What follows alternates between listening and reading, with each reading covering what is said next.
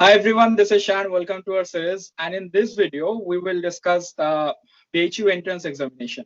अगर आप BHU entrance में बैठने वाला है, तो this video is very important. You should watch this because in this video we will cover the timeline, exam pattern, the topics you have to cover, and secrets to crack. And that is very important. So today with us, Subhrajit is here. Hi Subhrajit. Hello, Shan. Shared his strategy how to crack BHU entrance examination. Subhrajit, can I request to introduce you? Yeah. Hello everyone, I am Subhrajit Karmakar. Shayan is my friend. He has requested me to share some strategies and the exam pattern of BHU.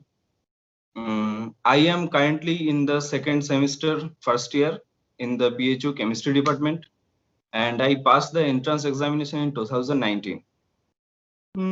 तो BHU का जो question pattern है वो थोड़ा jam से अलग है, क्योंकि जैम में जो केमिस्ट्री में या फिर कोई भी पेपर में नेट और एमएसक्यू जो रहता है, BHU के क्वेश्चन पेपर में वो नहीं रहता है. यहाँ पर you will be given 120 questions of 3 marks each.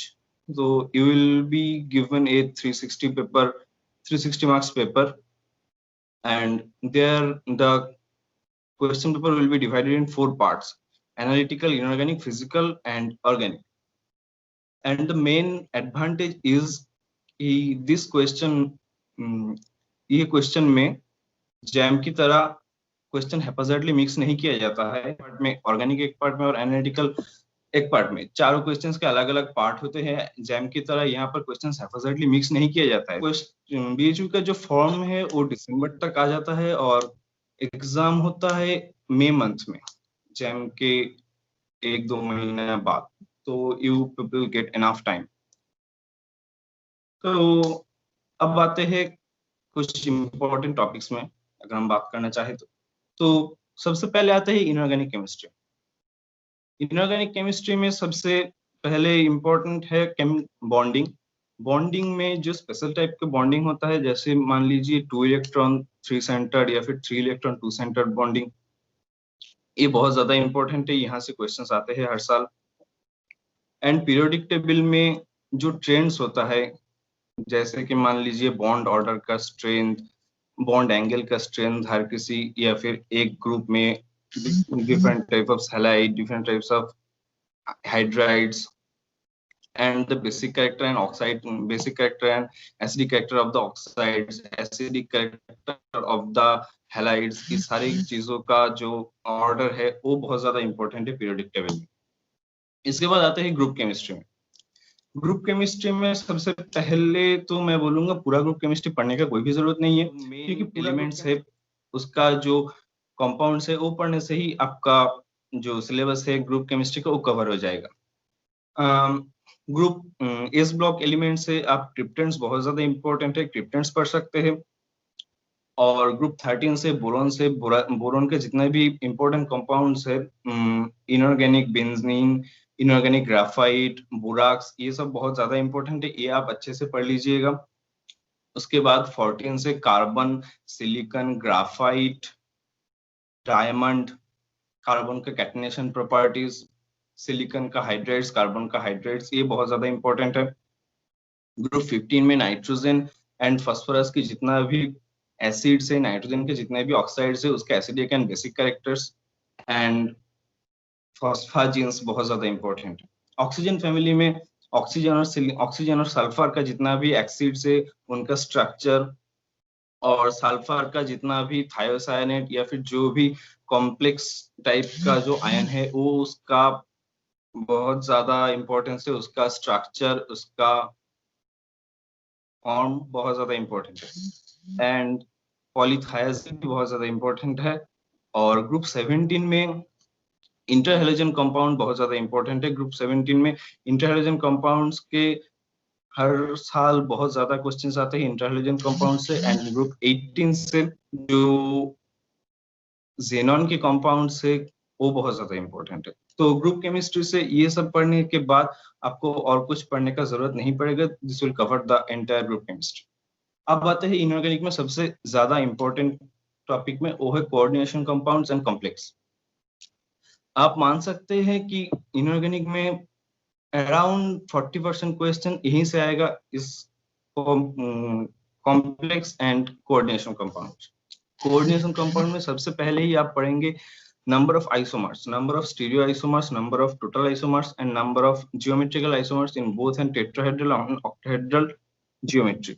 ये बहुत ज्यादा इंपॉर्टेंट है क्योंकि हर साल 2 या 3 क्वेश्चंस यहीं से आ ही जाता है।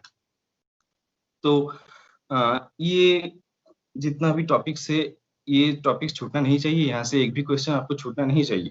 इसके बाद आते हैं कॉम्प्लेक्स में। कॉम्प्लेक्स में जो जेंटलर डिस्टोर्शन है, कॉम्प्लेक्स का कलर है, जो चार्ज ट्रांसफर कॉम्प्लेक्स है, ग्राउंड स्टेट ट्रांस सिंबल है, उसके बाद जो सिलेक्शन रूल्स है, मतलब Laporte selection rule, spin selection rule, उनका रिलैक्सेशन एंड उसका effect in the colours of the complexes, ये बहुत ज्यादा इंपॉर्टेंट है। इसके बाद आते हैं बायो इनऑर्गेनिक में। बायो इनऑर्गेनिक में जो photosynthesis, sodium potassium pump, haemoglobin, haemocyanin, ये बहुत ज्यादा इंपॉर्टेंट है। और इंपॉर्टेंट है प्लैटिनम और जो गोल्ड का जो क्लिनिकल यूज, मतलब सिस्प्लैटिन, उसके बाद गोल्ड का जो क्लिनिकल यूज, ये बहुत ज्यादा इंपॉर्टेंट है। और बायो इनऑर्गेनिक में एक क्वेश्चन हर साल आता है, वो है आयरन का oxidation state in each step of the haemoglobin, मतलब डीऑक्सी हीमोग्लोबिन, ऑक्सी हीमोग्लोबिन का आयरन का ऑक्सीडेशन स्टेट, ये बहुत ज्यादा इंपॉर्टेंट है। तो ये आप बहुत अच्छे से पढ़ लीजिए। इसके बाद आते हैं ऑर्गेनोमेटेलिक्स में। ऑर्गेनोमेटेलिक्स में 18 इलेक्ट्रॉन रूल बहुत ज्यादा इंपॉर्टेंट है। 18 इलेक्ट्रॉन रूल, उसका जो डेविएशन है, उसको अप्लाई करके जितना भी सारे क्वेश्चंस आता है, ये आप बहुत अच्छे से पढ़ लीजिएगा क्योंकि यहाँ से बहुत सारा क्वेश्चंस आता है। तो आप मान सकते हैं कि this coordination, complex and organometallics, उसके बाद and bio inorganic, this all these topics will cover at least 40 to 50% of your inorganic paper। तो एंड बाकी से आपका group chemistry, periodic table, bonding, ये सब आ जाएगा। तो इस पार्ट को आप बहुत अच्छे से प्रिपेयर करके जाइएगा। इसके बाद आते हैं फिजिकल में। फिजिकल में सबसे ज्यादा इंपॉर्टेंट है क्वांटम केमिस्ट्री। क्वांटम केमिस्ट्री में पिछले साल ही लगभग 7 से 8 क्वेश्चंस आए थे। तो मैं बोलूंगा फिजिकल केमिस्ट्री में क्वांटम बहुत अच्छे से प्रिपेयर करके जाइएगा आप लोग, क्योंकि क्वांटम में जो क्वेश्चंस आते हैं उसमें से 7, 8 या फिर 5-6 क्वेश्चंस तो आप लोग कर ही सकते हैं। तो क्वांटम में जो बेसिक है, मतलब वेलोसिटी, मोमेंटम और energy calculation and their basic forms, ये आप बहुत अच्छे से पढ़ के जाइएगा। उसके बाद operators, Hermitian operators, Hamiltonian operators बहुत ज्यादा इंपॉर्टेंट है, एंड द एक्सेप्टेबल और नॉन एक्सेप्टेबल ऑपरेटर्स, एक्सेप्टेबल और non acceptable wave functions. There are 3 chapters. ये तीनों चैप्टर से क्वेश्चंस आ ही जाता है हर एग्जाम में फिजिकल में। तो दिए है कि equilibrium, chemical kinetics and thermodynamics. तो ये 3 चैप्टर्स अब बिल्कुल भी बहुत अच्छे से पढ़ के जाइएगा। ये तीनों चैप्टर से एक भी चैप्टर छूटना नहीं चाहिए, एक भी क्वेश्चन इन तीनों चैप्टर से छूटना नहीं चाहिए, क्योंकि ये 3 चैप्टर से लगभग 30 to 40% क्वेश्चन आ ही जाता है। तो मेरा मानना है इक्विलिब्रियम, केमिकल काइनेटिक्स और थर्मोडायनेमिक्स आप लोग बहुत अच्छे से प्रिपेयर करके जाइएगा, एंड क्वांटम तो प्रिपेयर करके जाइएगा ही। और उसके बाद जो है solid state, spectroscopy and phase, ये बहुत ज्यादा इंपॉर्टेंट है। देखिए फिजिकल में जो जो क्वेश्चंस आते हैं वो बहुत टफ क्वेश्चंस नहीं आते हैं, उसके लिए बहुत टफ कॉन्सेप्शन की जरूरत नहीं होता है। वो लोग नॉर्मल क्वेश्चंस पूछते हैं, टू द पॉइंट क्वेश्चन पूछते हैं, जो जनरली होता है to the formula based questions. तो माय सजेशन इज कि आप लोग एक फॉर्मूला शीट बना लीजिए, जितने भी सारे फॉर्मूला है आपके फर्स्ट ईयर से एंड ईयर तक, जितना भी फॉर्मूलाज है उसका आप एक लिस्ट बना लीजिए कॉपी में, और एक रेगुलर इंटरवल में वो आप रिवीजन करते रहिए।